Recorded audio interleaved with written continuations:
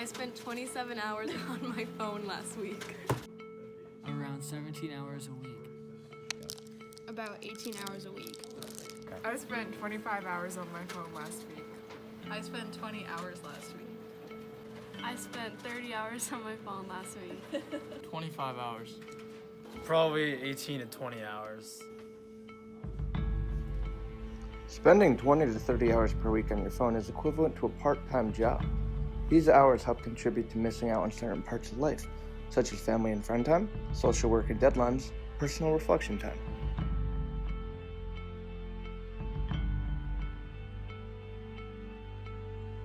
Texting another person takes out the face-to-face connection that a normal conversation should have. This can allow false relations to arise with other people, which can lead to a false sense of security.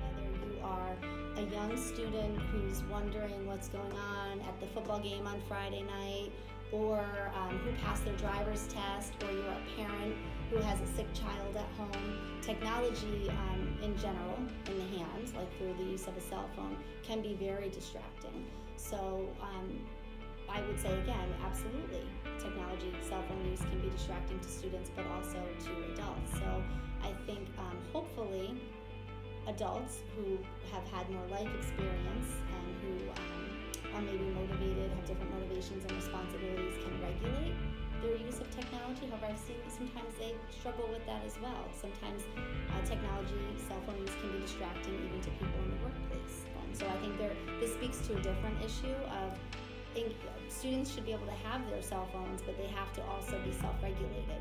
And that's a big responsibility to carry a cell phone, to have the cell phone on their person in school. They have to be able to be engaged and motivated as a learner, engaged by the teacher before them, and they have to self-regulate, be able to have that technology and then know when it's time to put it aside so that they can focus the way they need to as a learner. I think cell phones, like many things, that can be addicting. I think it's very tempting to have a cell phone in your hand where you know you can have instant gratification to ordering something on Amazon Prime and you can get it in 2 days, right? Or checking your text messaging or your Twitter feed. Again, humans are social, so knowing what else is going on in the world around you and information is right there at your fingertips. So there are a lot of temptations there. The National Safety Council reports that cell phone use while driving leads to 1.6 million crashes each year. We asked Officer Taylor his opinion on texting and driving. It's a continuous battle that we need to deal with. Do you think people are aware of the dangers of texting and driving? I think that they are aware, but I want to say in the heat of the moment when they get a text or a call, sometimes they can't really help themselves, even though I know the majority of them know the dangers, but they, in their mindset, they're probably thinking, oh, let me just look at it really quick or just take care of this really quick, and then, you know, that's when, unfortunately, you know, tragedies could happen at that point when they're not paying attention to what they're doing. Cell phone use in a school environment, my opinion is if it's for school-related tasks, like if the teacher needs you to, research something quick, you guys can jump on your phones and go ahead and do it. But as far as, I've seen more harm than good come with cell phone usage inside a building. As far as, on different social media sites, sending inappropriate messages to one another, videos, pictures, what have you.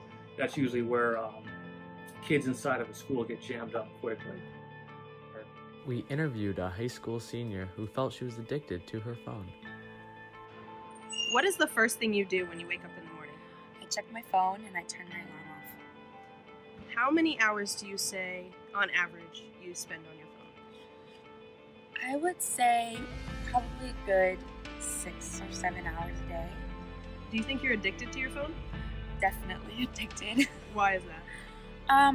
Sometimes I feel like I can't really function without my phone. Like if I have my phone somewhere else and not on me, I kind of freak out. So, yeah. Do you think having a cell phone is a helpful tool or a hurtful tool? Both. Helpful in a way where you can always call somebody in case of an emergency, but also really bad for you because you get addicted to it with all the social media and everything. So. We then interviewed a high school student who felt she was not addicted to her phone. What is the first thing you do when you wake up in the morning? I turn off my alarm. How many hours do you think you spend on your phone? Including watching TV, probably 4. Do you think you're addicted to your phone? No, Why is that? because I'm able to put it down when I need to and go for as long as I need to without it. Do you think having a cell phone is a helpful tool or a hurtful tool? Helpful, Why is that? because it's able to get you places easier and you're able to be in contact with people easier than you would be in the past. Sometimes in life you have to put your phone down and enjoy the world around you. Go out and meet new people. I did. Hello, Mike.